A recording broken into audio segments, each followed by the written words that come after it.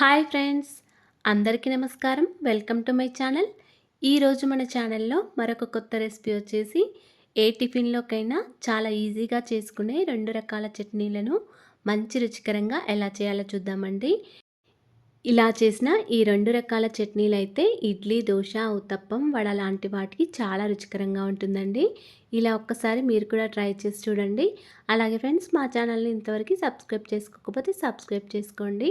పక్కనే ఉన్న బెల్ బటన్ని ప్రెస్ చేయండి. అప్పుడే నేను పెట్టే ప్రతి వీడియో మీకు నోటిఫికేషన్ ద్వారా వస్తుందండి. ఫస్ట్ అయితే అల్లం చట్నీని ఎలా చేయాలో చూద్దామండి. అల్లం చట్నీ కోసం స్టవ్ ఆన్ చేసుకొని ఒక కడాయి పెట్టుకోవాలి. దీనిలో ఒక టేబుల్ స్పూన్ వరకు ఆయిల్ వేసుకోవాలండి. ఆయిల్ వేడయ్యాక ఒక 10-15 వరకు ఎండుమిర్చి వేసుకొని ఫ్రై చేసుకోవాలండి. ఎండుమిర్చి వేసిన తర్వాత ఇలా కలుపుకుంటూ కొంచెం ఫ్రై చేసుకోవాలి. ఇలా కొద్దిగా ఫ్రై అవ్వగానే ఒక 2 టీ స్పూన్ల వరకు పల్లీలను వేసుకోవాలండి. తర్వాత ఒక టీ స్పూన్ వరకు మినపప్పు, మరొక టీ స్పూన్ వరకు శనగపప్పు వేసుకొని ఫ్రై చేసుకోవాలి. ఇలా అన్నీ వేసిన తర్వాత ఒకసారి బాగా కలుపుకోవాలి. పల్లీలు, మినప్పప్పు, శనగపప్పు కొంచెం ఫ్రై అయిన తర్వాత ఒక 3 ఇంచుల వరకు అల్లంని ఇలా కట్ చేసుకొని వేసుకోండి. ఇలా అల్లంని వేసిన తర్వాత బాగా కలుపుకోండి. అల్లం కొద్దిగా ఫ్రై అయిన తర్వాత ఒక 3 వరకు మీడియం సైజ్ టమాటాలను తీసుకొని చిన్న ముక్కలుగా కట్ చేసుకొని వేసుకోండి. టమాటాలు కొంచెం ఉడికే వరకు ఇలా మూత పెట్టుకొని ఉంచుకోండి. ఒక 2 మినిట్స్ తర్వాత ఇలా మూత తీసి దీనిలోకి కొంచెం బెల్లం, కొంచెం చింతపండు కూడా వేసుకొని ఒకసారి బాగా కలుపుకోండి.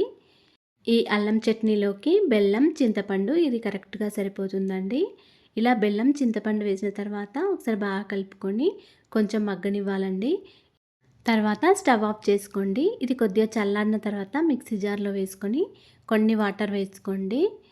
దీనిలోకి ఒక హాఫ్ టీ స్పూన్ వరకు జీలకర్ర, ఒక 3 లేదా 4 వరకు వెల్లుల్లి రెబ్బలు వేసుకొని ఒకసారి మూత పెట్టుకొని గ్రైండ్ చేసుకోండి. మళ్ళీ కొంచెం సాల్ట్ వేసుకొని మళ్ళీ ఒకసారి మెత్తగా గ్రైండ్ చేసుకోండి. ఇలా గ్రైండ్ చేసిన అల్లం చట్నీని ఒక గిన్నెలోకి వేసుకొని పక్కకు పెట్టుకోండి.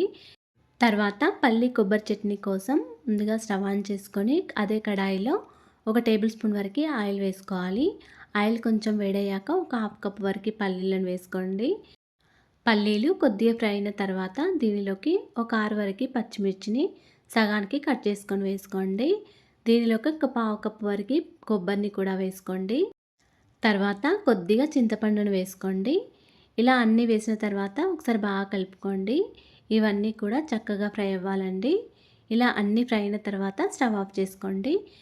ఇవన్నీ కొద్దిగా చల్లారిన తర్వాత మిక్సీ జార్లో వేసుకోండి. ఇప్పుడు దీనిలోకి ఒక హాఫ్ టీ స్పూన్ వరకు జీలకర్ర, ఒక 4-5 వరకు వెల్లుల్లి రెబ్బలు వేసుకోండి.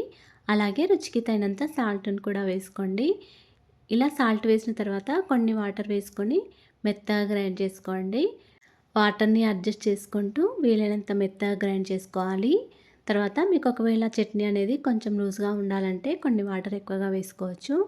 ఇప్పుడు ఇలా మెత్తగా గ్రైండ్ చేసిన చట్నీని మరొక గిన్నెలోకి వేసుకొని పక్కకు పెట్టుకోవాలండి. ఇప్పుడు ఈ చట్నీలను మనం పోపు వేసుకోవాలండి. పోపు కోసం ముందుగా స్టవ్ ఆన్ చేసుకొని ఒక కడాయి పెట్టుకోవాలండి. అదే కడాయిలో ఒక టేబుల్ స్పూన్ వరకు ఆయిల్ వేసుకోవాలి. ఆయిల్ కొంచెం వేడయ్యాక దీనిలోకి ఒక హాఫ్ టీ స్పూన్ వరకు జీలకర్ర, ఒక హాఫ్ టీ స్పూన్ వరకు ఆవాలు వేసుకొని ఫ్రై చేసుకోవాలి. ఒక 2-3 ఎండుమిర్చిని కూడా ఇలా సగానికి చుంచి వేసుకోవాలి. దీనిలోకి ఒక పావు టీ స్పూన్ వరకు మినపప్పు, ఒక పావు టీ స్పూన్ వరకు శనగపప్పు వేసుకోవాలి. కొంచెం కరివేపాకు కూడా వేసుకొని ఫ్రై చేసుకోవాలి. కొద్దిగా ఇంగువ కూడా వేసుకోవాలండి.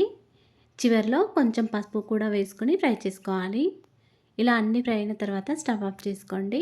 ఈ పోపుని మొత్తం ఈ చట్నీలలో వేసుకోవాలండి.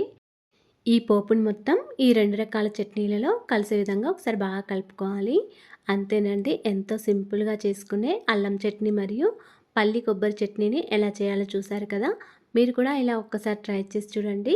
ఇలా చేసిన ఈ అల్లం చట్నీ, పల్లి కొబ్బరి చట్నీ అయితే చాలా రుచికరంగా ఉంటుందండి. అలాగే ఫ్రెండ్స్, మా ఛానల్ని ఇంతవరకు సబ్స్క్రైబ్ చేసుకోకపోతే సబ్స్క్రైబ్ చేసుకోండి అండ్ లైక్ చేయండి, షేర్ చేయండి. ప్లీజ్ మా ఛానల్ని సపోర్ట్ చేయండి. Thanks for watching.